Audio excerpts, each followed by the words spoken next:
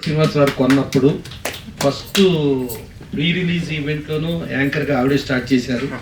తర్వాత సక్సెస్ మీట్లో కూడా ఆవిడే స్టార్ట్ చేశారు. అందుకనే ఇప్పుడు వాళ్ళ మైక్ ఫస్ట్ ఆవిడని స్టార్ట్ చేయమన్నారు సక్సెస్ మీట్లో కాబట్టి.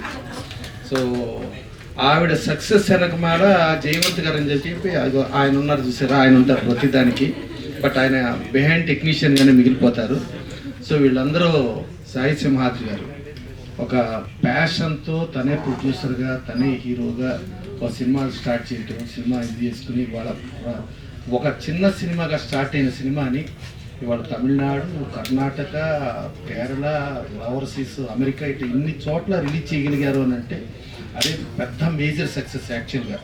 సో అలా అదొక సక్సెస్ అవుతూ ప్లస్ ఇవాళ అమెజాన్ కూడా దీన్ని షేరింగ్ రేషియోలో తీసుకుని వాళ్ళు స్క్రీనింగ్ కార్డు ఒప్పుకున్నారు అని అంటే ఆ పిక్చర్లో ప్రాపర్ క్వాలిటీస్ ప్రాపర్ పర్ఫెక్ట్గా లేకపోతే తీసుకోవచ్చు.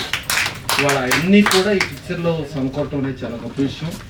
అదే కాకుండా జనరల్గా ఎప్పుడు కూడా దాసనారాయణ గారు ప్రతి ఫంక్షన్కి వచ్చి ఏంటి మన ఫంక్షన్లో హీరోయిన్ లేదా, హీరోయిన్ ఎక్కడ కనబడటం లేదు, ఈ బాంబే వాళ్ళని తెచ్చుకుంటే మనకి ఇదో తలనొప్పి ఇదని ఎప్పుడు చెబుతూ ఉండేవారు దాసనారాయణ గారు.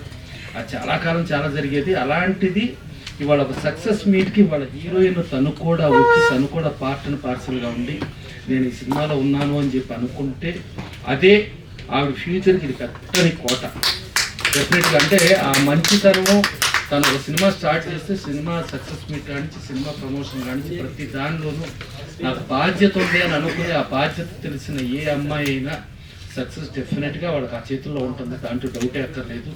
సో అలా ఆవిడ ఉంటాం, వాళ్ళ సినిమా ఉంటాం. ఇది కాకుండా పక్కన మా సప్తగిరి ఎల్బి డైరెక్టర్ ఒక సినిమాని ఆశీర్వదించడానికి వచ్చి ఒక జెన్యున్గా సినిమాకు ప్రమోట్ చేయడానికి ఆయన రావటం, తర్వాత మా డిస్ట్రిబ్యూటర్ వేణుగోపాల్ నైజాంలో బ్రహ్మాండంగా చేశాడు. ఆల్రెడీ చెప్తున్నారు 300 థియేటర్లో రిలీజ్ చేశాం.